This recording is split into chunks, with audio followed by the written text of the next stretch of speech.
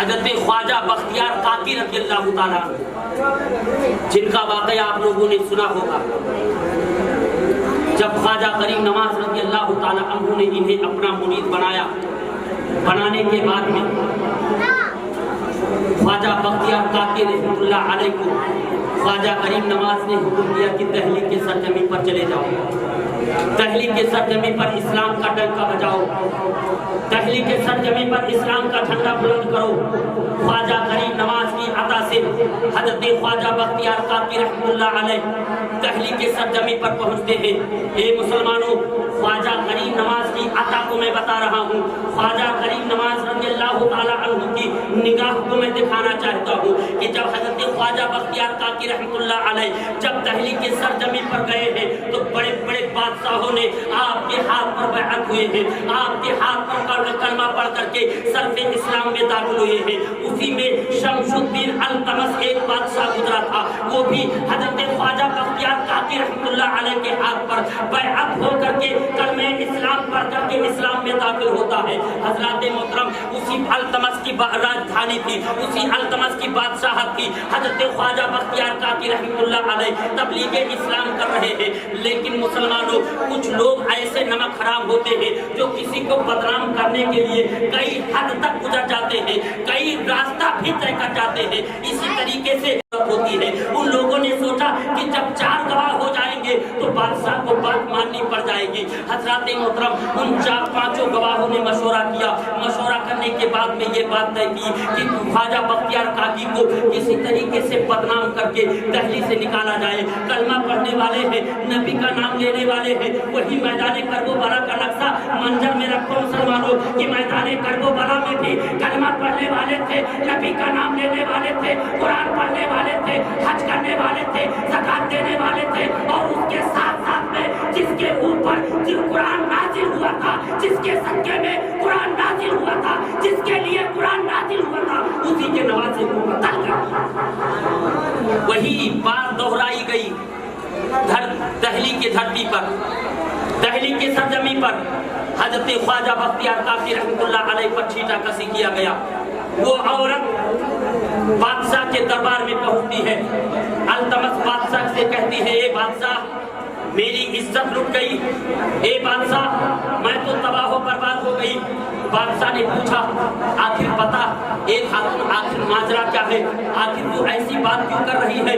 وہ خاتون جواب دیتی ہے، اے بختیار کاکی، اے التمس بادشاہ، میں جس کا نام لینا چاہتی ہوں تم اسے سزا نہیں دو گے، تم اسے سزا نہیں سناؤ گے، تم اسے قید نہیں کر سکتے ہو، تم اسے قتل نہیں کر سکتے ہو. حضرت التمس جواب دیتے ہیں کہ تو اپنا اس مجرم کا نام بتا جس نے تیرے ساتھ ظلم کیا ہے. میں اللہ اور اس کے رسول کو گواہ مان کر کے تم سے وعدہ کرتا ہوں کہ شریعت مطہرہ کے مطابق میں اس کا فیصلہ کروں گا.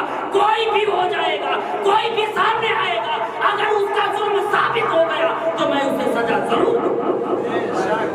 محترم، چونکہ یہ التمس حضرت خواجہ بختیار کاکی رحمۃ اللہ علیہ کا مرید ہو چکا تھا اور شریعت مطہرہ کا پابند تھا. اس نے کہا کہ میرے ساتھ حضرت خواجہ بختیار کاکی نے ظلم کیا.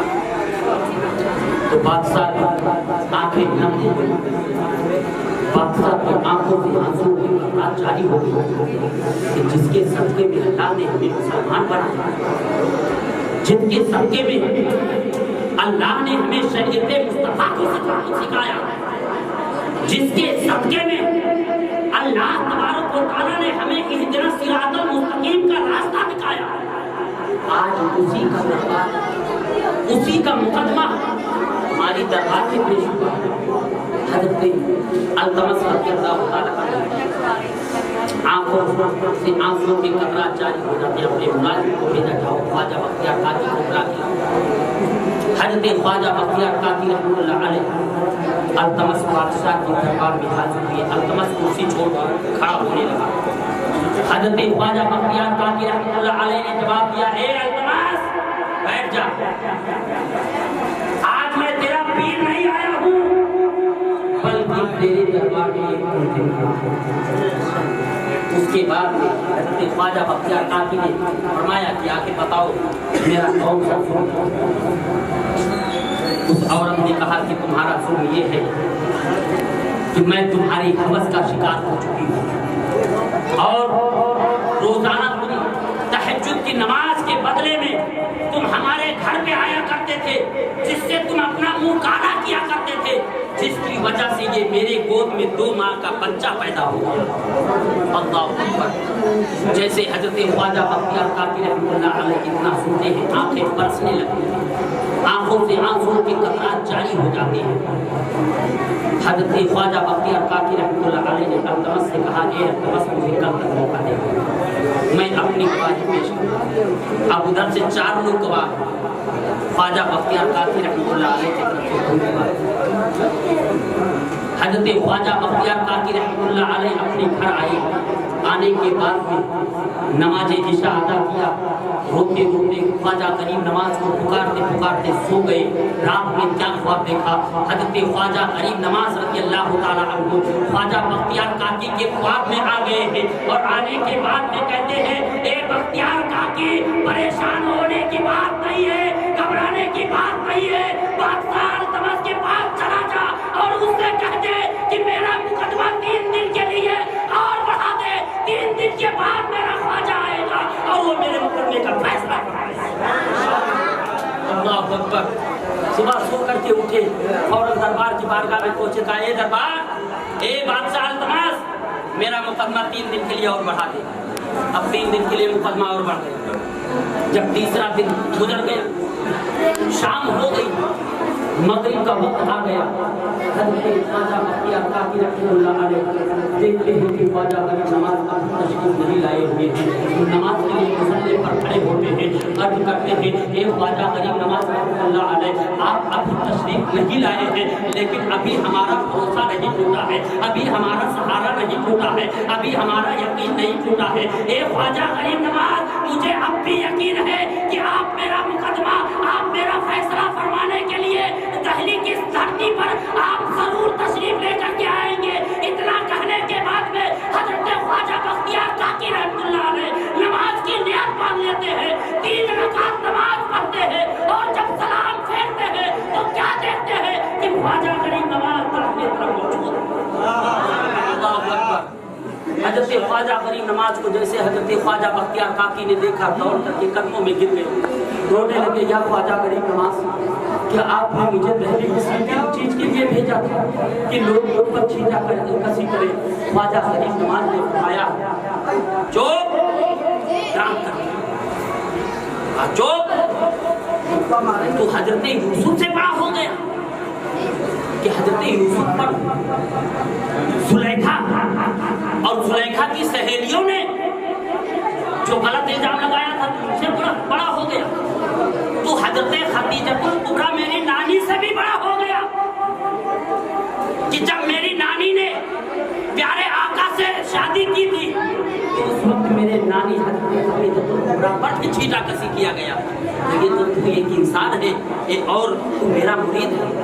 उसके बाद में ख्वाजा करीम नवाज ने फरमाया कि ये बख्तियार, जाओ अल्तमस के बारगाह में कह दो कि कल सुबह वो अपनी दरबार लगाए, कल सुबह वो अपनी दरबार पेश करे। मेरे ख्वाजा करीम नवाज रज़ियल्लाहु ताला अन्हु अजमेर की धरती से दिल्ली की धरती पर फैसला करने के लिए हाजिर हो चुके हैं। जब सुबह की सफेदी नमूदार होती है, अल्तमस बादशाह के दरबार लगाया जाता है। लगाने के बाद में ख्वाजा करीम नवाज भी चले हैं, हजरत ख्वाजा बख्तियार काकी भी चले हैं। ख्वाजा करीम नवाज रज़ियल्लाहु ताला अन्हु जब अल्तमस के दरबार में हाजिर होते हैं, वो औरत भी हाजिर हो जाती है, वो चारों गवाह भी हाजिर हो जाते हैं। हाजिर होने के बाद में ख्वाजा करीम नवाज रज़ियल्लाहु ताला अन्हु इरशाद फरमाते हैं, ए औरत, तू अपना मुकदमा पेश कर, तेरा क्या कहना है? वो औरत कहती है, ए ख्वाजा करीम नवाज सुनो सुनो, ए ख्वाजा करीम नवाज सुनो सुनो, ये जो ख्वाजा बख्तियार काकी है, ये रोजाना मेरे पास आया करते थे, मुझसे और मेरे साथ में अपना मुंह काला किया करते थे, जिसकी वजह से मुझे 2 महीने का बच्चा मिल गया है जो मेरे गोद में खेल रहा है। हजरत ख्वाजा करीम नवाज ने फरमाया, ए औरत, अपना मुकदमा बदल दे, अपनी बात को वापस कर दे। अगर तू अपनी बात को वापस नहीं करेगी तो कहीं ऐसा न हो कि अल्लाह का गज़ब तेरे ऊपर नाज़िल हो जाए और तुम इसको ना। अल्लाहु अकबर। لیکن اس عورت نے اپنا بات نہیں دہرایا، اپنی بات کو پلٹا نہیں، کہا تیرا گواہ کون ہے؟ ان چاروں نے گواہی دی کہ ہاں ہم نے روزانہ رات میں دیکھا ہے کہ یہ جاتے تھے اور کبھی اس دروازے سے جاتے تھے تو اس دروازے سے نکلتے تھے، کبھی اس دروازے سے جاتے تھے تو کبھی اس دروازے سے نکلتے تھے۔ خواجہ غریب نواز رضی اللہ تعالی عنہ کو جلال آ گیا، کہا اے عورت، تیرے طرف سے 4 گواہ موجود ہیں، میرے طرف سے یہ گواہ موجود ہے، اب بھی تو اپنا ظلم سکار کر لے ورنہ ابھی تیرا پردہ فاش ہو جائے۔ اس عورت نے کہا کہ خواجہ غریب نواز جو مجھے کرنا تھا میں نے کر دیا۔ فوراً خواجہ غریب نواز رضی اللہ تعالیٰ عنہ کو جلال آ جاتا ہے۔ خواجہ غریب نواز رضی اللہ تعالیٰ عنہ نے فرمایا اے بادشاہ التماس، آخر یہ بتا کہ خواجہ بختیار کاکی کی گواہی میں اپنی زبان سے دے دوں یا جس بچے کے اوپر تہمت لگائی گئی ہے، جس بچے کو زنا کی تہمت لگائی گئی ہے، اس بچے سے میں اعلان اللہ اکبر۔ جب خواجہ غریب نواز نے اس طریقے سے بات کی تو تمام لوگوں میں چیمی گوئیاں ہونا شروع ہو گئی۔ کہا یہ کیسے ہو سکتا ہے، 2 ماہ کا بچہ کیسے بولے گا؟ خواجہ غریب نواز نے فرمایا کہ جب حضرت مریم پر تہمت لگائی گئی تھی تو حضرت عیسیٰ علیہ السلام تو 1 دن میں بولے تھے، 1 دن میں بولے تھے، یہ تو 2 مہینے کا بچہ ہے۔ آپ نے بچے سے اشارہ فرمایا اے بچہ یہ بتا تیرا باپ، میں تجھ سے یہ نہیں پوچھتا ہوں کہ خواجہ بختیار کاکی تیرے باپ ہو کے نہیں، بلکہ میں تجھ سے یہ پوچھتا ہوں کہ بتا تیرا باپ کون ہے؟ بچہ کچھ نہیں بولا، بچہ خاموش رہا۔ خواجہ غریب نواز رضی اللہ تعالی عنہ اپنی ہاتھوں کو آسمان میں لہراتے ہیں اور لہرانے کے بعد میں عرض کرتے ہیں اے پروردگار عالم، جب حضرت مریم کے اوپر تہمت لگائی گئی تھی تو تو نے حضرت عیسیٰ کو گلکار کر کے حضرت عیسیٰ علیہ السلام کے زمانوں سے حضرت مریم کی پاکی کو بیان کر دیا تھا۔ اے پروردگار عالم، آج تیرے محبوب کے نواسے کا ایک مرید ہے جس کے اوپر تہمت لگائی گئی ہے۔ اے پروردگار عالم، آج اس بچے کے منہ سے میرے مرید کی گواہی دلا دے۔ جیسے اتنا کہنا تھا بچہ فوراً بول پڑتا ہے کہ میں فلاں انسان کا بیٹا ہوں۔ اس حضرت خواجہ بختیار کاکی رحمۃ اللہ علیہ بے قصور ہے، ان کا کوئی قصور نہیں۔ تو اس طریقے سے حضرت خواجہ بختیار کاکی رحمۃ اللہ علیہ نے تبلیغ اسلام کیا۔ تو جب یہ بات ہو گئی تو حضرت خواجہ بختیار کاکی کا ہاتھ پکڑا خواجہ غریب نواز نے، کہا اے خواجہ بختیار کاکی چلو میرے ساتھ اجمیر چلو، اب تمہیں تحریک اسلامی پر رہنے کی کوئی ضرورت نہیں، جہاں کے لوگ تمہارا ادب نہ کریں، جہاں کے لوگ تمہاری عزت نہ کریں، وہاں پہ تمہیں رہنے کی کوئی ضرورت نہیں۔ جب حضرت خواجہ بختیار کاکی رحمۃ اللہ علیہ کو لے کر کے حضرت خواجہ غریب نواز رضی اللہ تعالیٰ عنہ چل دیتے ہیں، اتنے میں آپ جو تمام دلی والے جو دہلی کے لوگ وہاں پہ موجود تھے سب خواجہ غریب نواز رضی اللہ تعالیٰ عنہ کی بارگاہ میں گر جاتے ہیں، عرض کرتے ہیں حضور اب یہ پہلی غلطی معاف کر دیجیے، اب آئندہ ایسے کبھی نہیں ہوگا۔ حضرت خواجہ غریب نواز رضی اللہ تعالیٰ عنہ فوراً ارشاد فرماتے ہیں اے بختیار کاکی جاؤ، تم دہلی کے سرزمین پر کہیں بھی رہو، لیکن آج کے بعد میں دہلی کا ایک بچہ بھی تمہارے اوپر انگلی نہیں اٹھا سکتا ہے۔ اور یہ بات ہو کر کے رہی کہ حضرت خواجہ بختیار کاکی رحمۃ اللہ علیہ جب تک دہلی کی سرزمین پر رہے ہیں چلتے پھرتے تھے، اٹھتے بیٹھتے تھے، کھاتے پیتے تھے، کسی بھی حال میں رہتے تھے، لیکن کسی نے آپ کے اوپر نگاہ نہیں اٹھائی۔ تبھی تو کسی شاعر نے کہا ہے نگاہ ولی میں وہ تاثیر دیکھی بدلتی ہزاروں کی تقدیر کی۔